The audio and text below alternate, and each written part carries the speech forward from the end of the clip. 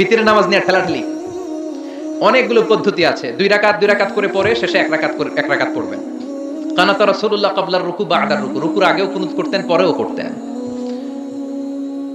আবার 3 রাকাত এক বৈঠকে পড়বেন, শুধু শেষবার বসবেন, 2 রাকাতের পরে বসবেন না, এভাবেও বিশ্বনবী পড়তেন। আর আমরা হানাফিরা যেটা পড়ি, এটার আম দলিল আছে, খাস দলিল নাই। বিশ্বনবী 3 রাকাত ভিতরের সালাত করেছেন, তবে মাগরিবের মতো পড়তে নিষেধ করেছেন। আমরা মাগরিবের মতো পড়ি না, আমরা আবার 3 রাকাত পরে আল্লাহু আকবার বলে হাত বাঁধি, ঠিক কি না? মাগরিবের নামাজে হাত বাঁধা আছে। আমরা আল্লাহুম্মা ইন্না নাস্তাঈনুক ওয়া নাস্তাগফিরুক এই দোয়া পড়ি, মাগরিবে এই দোয়া আছে। হানাফিরা এই হাদিসের আলোকে আম দলিল নিয়েছেন যে 3 রাকাত আমরা যেভাবে পড়ি মাগরিব থেকে একটু টুইস্ট করে আলাদা, এভাবেও পড়া যাবে। এই মৌলিক 3টা পদ্ধতির যেটা দিয়ে মনে যায় সেটা দিয়ে পড়েন, কিন্তু বিভ্রান্তি সৃষ্টি করা যাবে না। আমরা কেউ তাবলীগ করি, আমরা কেউ জামাত ইসলাম করি, আমরা কেউ চরমনায়ের পীরের মুরিদ, আমরা কেউ বিভিন্ন দলের সাথে জড়িত, আমরা কেউ হেফাজতে ইসলাম, আমরা কেউ কওমি, কেউ আলিয়া, কিন্তু আমাদের মুসলমানদের মধ্যে, আমাদের দাড়িওয়ালাদের মধ্যে, আমাদের টুপিওয়ালাদের মধ্যে আছে 100 বছরের ঐক্য। এই ভূখণ্ডে চিল্লায় বলেন ঠিক কিনা?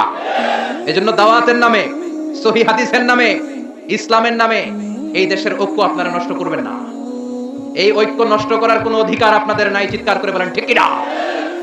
ইসলাম মানতে হলে সহিহ সুন্নাহর আলোকেই মানতে হবে, সহিহ কথার আলোকেই মানতে হবে। But your approach should be very flexible.